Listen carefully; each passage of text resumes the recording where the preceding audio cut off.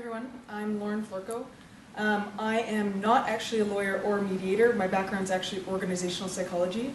So for those who don't know, and I assume that's most of you, organizational psychology is really just the study of understanding people better at work and then teaching other people how to then understand people at work.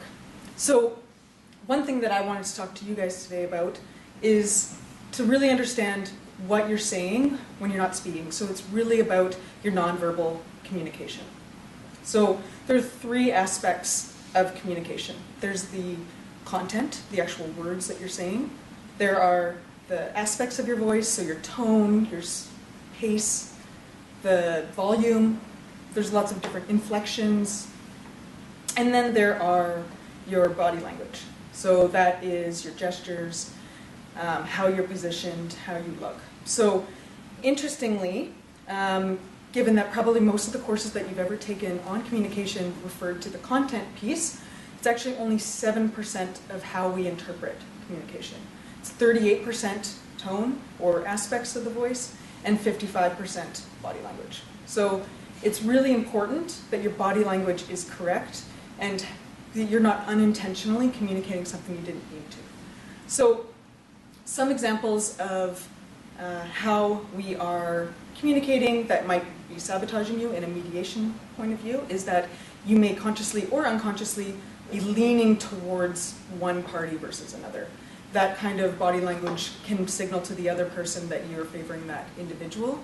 Another thing that's even more unconscious is mirroring your body. So if you are crossing your legs similar to the other person or leaning or using hand clasps, that is very subtle, really hard to notice, but you are potentially flagging that you are siding with that side. So making sure you're not sabotaging yourself in that situation.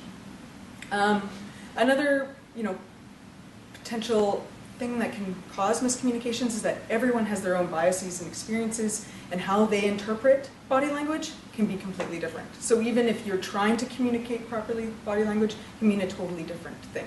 If we were sitting in a room and I lean back and maybe cross my arms, to some that might look confident, that, oh, I've got this, I'm stepping back. Other people might think, oh, they're bored, they don't want to be in this, or that you're defensive, I didn't like that conversation, I didn't like that, I'm stepping back. But it could just be that I got cold, could be that my back hurts, I'm adjusting. So how we go about improving that nonverbal communication is, luckily I'm following Marilyn, so it's really just being present and you can use meditation as one of those examples of how to be more present and understand your body language. Or what we're doing today is I get a nice videotape of myself and what my body language looks like. So I can see it and constantly improve upon it.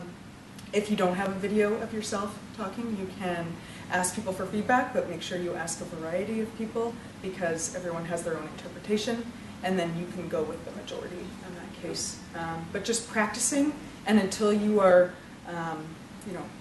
up to snuff on your body language, you can always communicate verbally what you're intending. So if I lean back and do this, I might say, actually, can we take a break? My back's hurting a bit. Can we just take a... So then you kind of cut down on that, what that bias might be for them.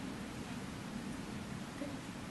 If you have any other questions about, I've got more on gestures or why we only communicate with 7% for words. Am I correct that you said 7% is content? Yes.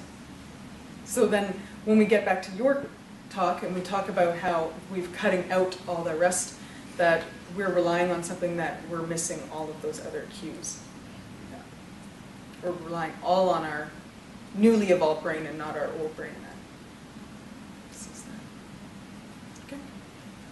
Did you want to comment at all, maybe you don't, but did you want to comment at all on, you were saying get a bunch of different people to give kind of feedback. Mm-hmm. Is that cross gender lines, for instance, cross cultural lines and things? Well, it really depends on what your audience you're typically mm-hmm. speaking with as well. If you're working primarily with women, then probably just want female feedback. But it's also good to, and same thing if you're in a work context and you're only worried about your body language in a work context and not so worried at home, then looking for feedback from colleagues, leaders, subordinates helps So a range of people within that environment. within that range.